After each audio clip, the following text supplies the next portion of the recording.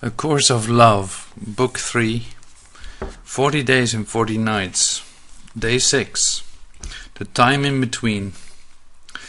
We will now discuss being the true self while becoming the true self, the time in between your awareness and your access to Christ consciousness or unity, and your sustainability of Christ consciousness or unity in form.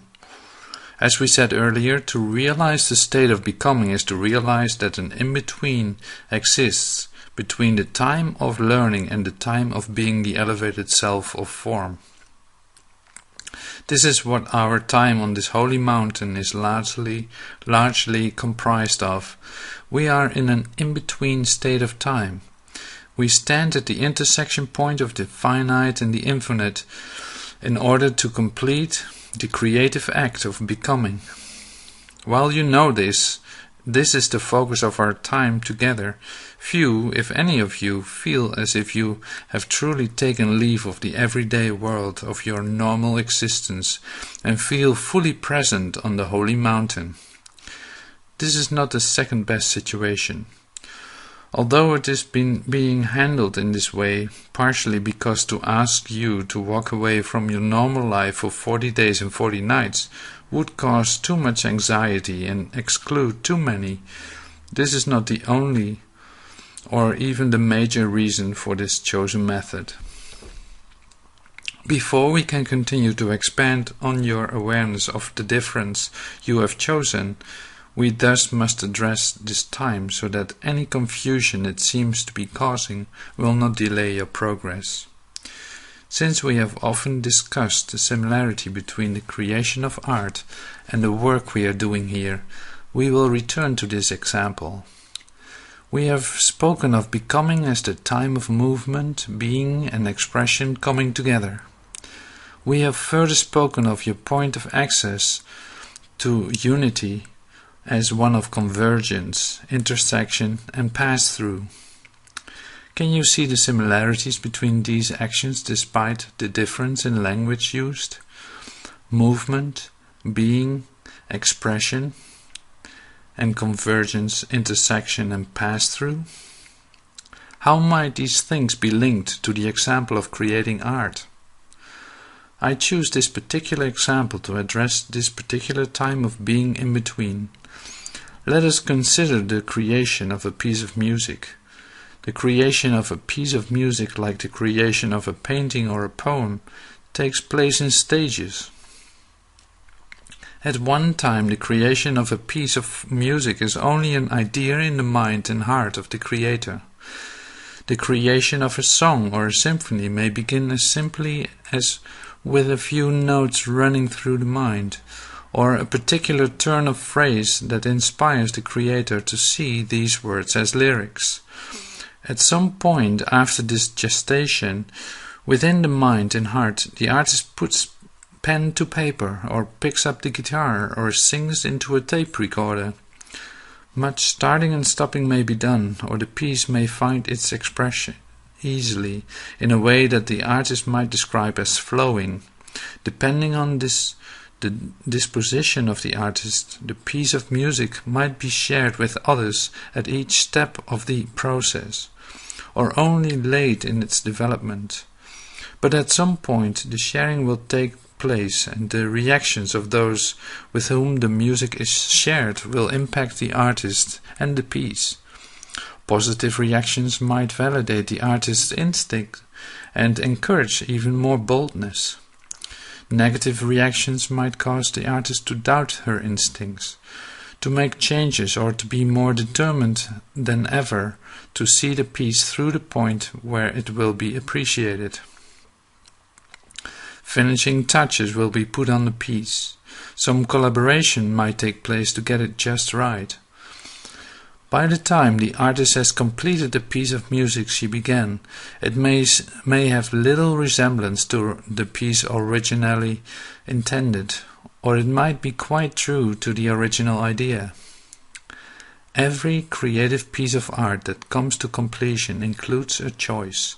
At some point along the way, a commitment is made between the artist and the piece of art, a commitment to see it through. This commitment may come some because the artist knows it is good enough or deserves the time and attention. Or the commitment may come as a recognition that a relationship of love has developed, and good enough or not, completion is necessary. It may even be a commitment simply to practice, with the artist feeling no certainty about the value of the piece, but determining to see the project through, knowing that it will make the next piece or the next a better piece of music. In all stages of its creation, the piece of music exists in relationship to its creator, be it only an idea, a partially complete rhythm, lyrics without notes, or a completed work that will qualify more as practice than as art. The piece exists. In each stage of creation, it is what it is.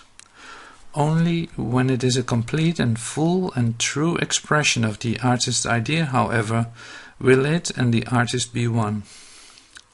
You are a work of art headed for this oneness of full and true expression. No stage you pass through to reach this oneness is without value. Each stage contains the perfection of that stage. Each stage contains the whole, and each whole contains each stage. You have been told you are in the final stage of becoming. You have committed to completion of the becoming that will create oneness between creator and created. You have developed the creative relationship that is union. You are in and within the movement of the creative process where there is no distinction between creator and created. You are being who you are right now and eliciting the expression that will take you to the final stage of being who you will be in oneness. You are not separate now from who you will be when you reach completion. You are in and within the relationship of creation in which creator and created become one. Now, in return to one of the main themes of this chapter, the simple truth that you are having to go about this creative process while remaining embroiled in daily life. I want to acknowledge the difficulties some of you will seem to be experiencing, even while pointing out to you that life is life. Let's begin with the seeming difficulty. It may take on many forms, but its main source is almost surely a desire to focus on the relationship developing between us, and the corresponding desire not to have to focus on details of daily life. You may be thinking that the ease so often spoken of in our conversations would be there if only you could be truly taken away from it all and experience nothing but our relationship. Focus on nothing but your point of access. Have a chance to really begin to invite abundance without having to look at the bills that arrive by daily mail or worry about the many other aspects of your simple survival.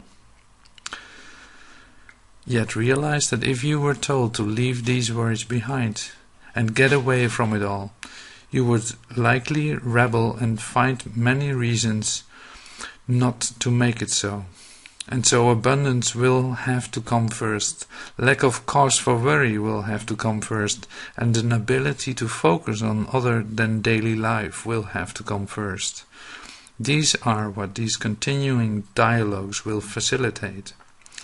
They will facilitate this by facilitating the acceptance of life as it is.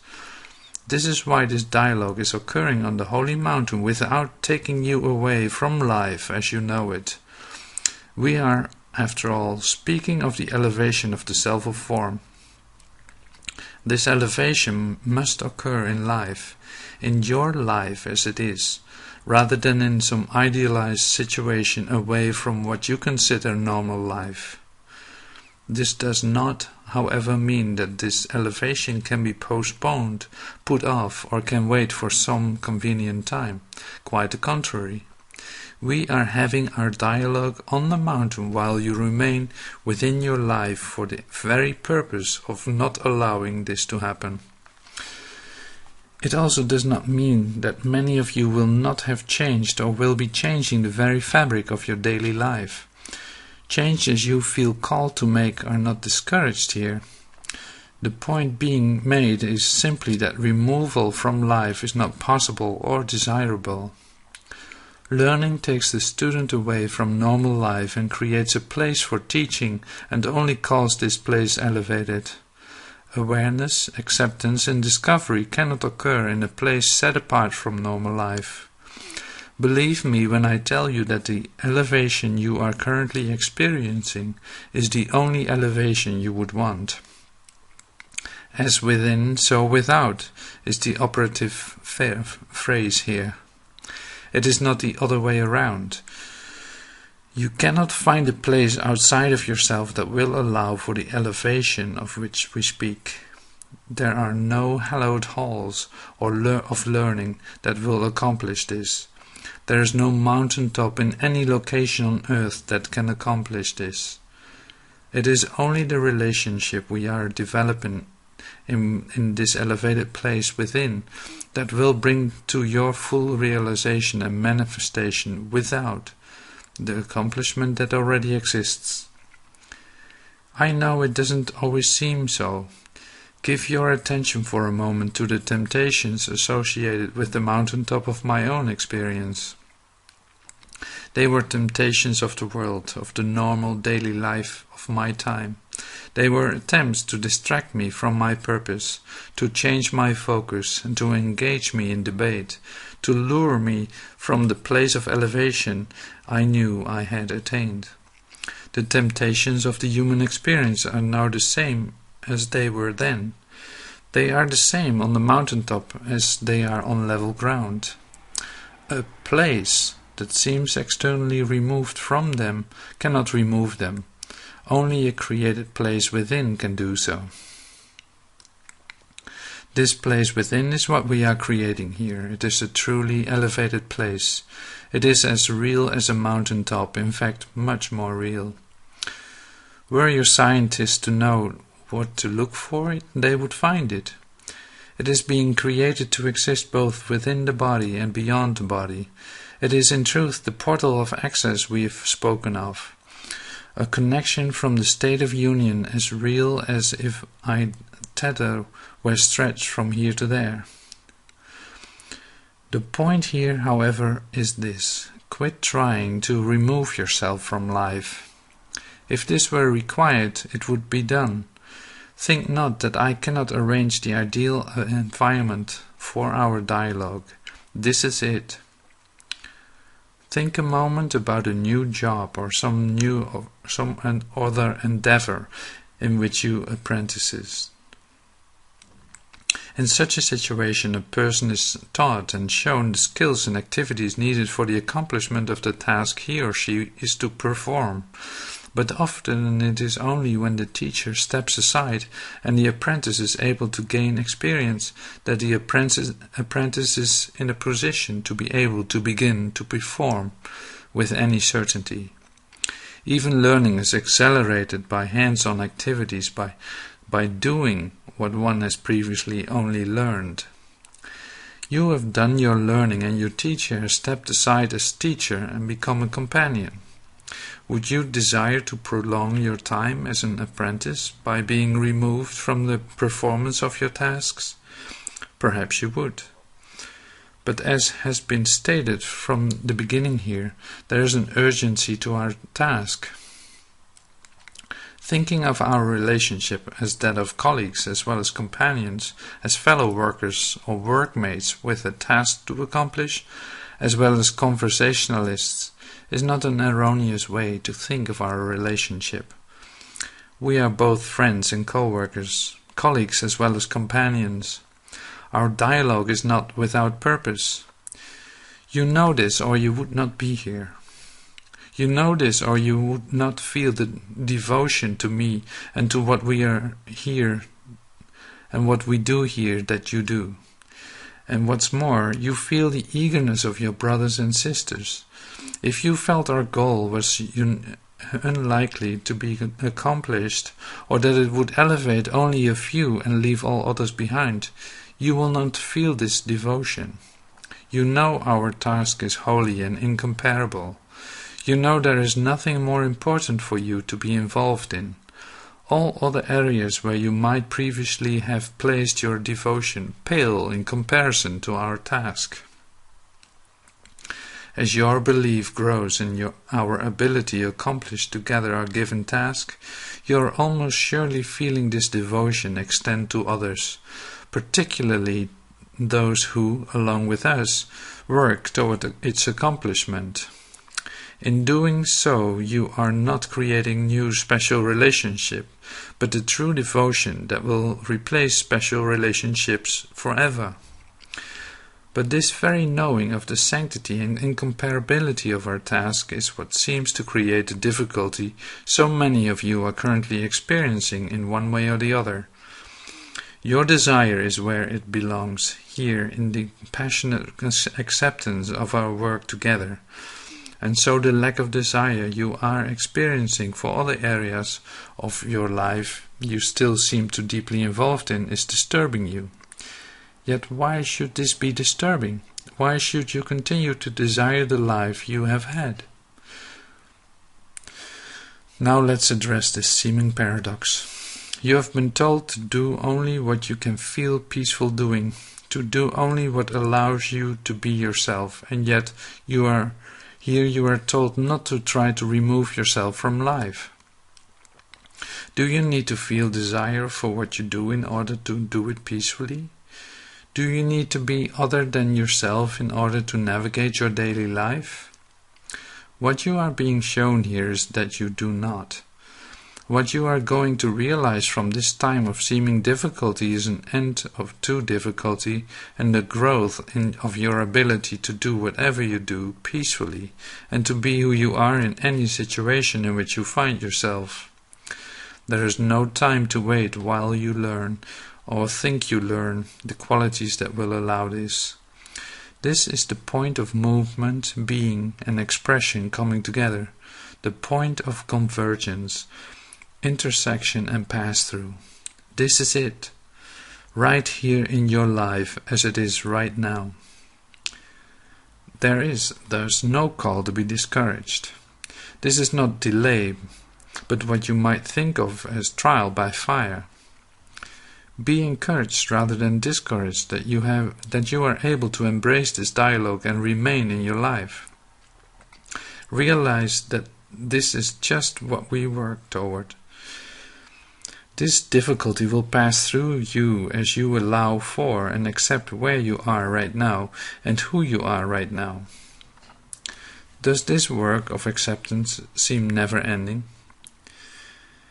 It is until it is replaced by reference, just as learning was unending until it was replaced by acceptance. The conditions, however, of this time of acceptance are not the conditions of the time of learning, and so you will soon see that the difficulty of the time of learning truly is behind you. Let us speak now of the conditions of the time of acceptance, for these will cheer you.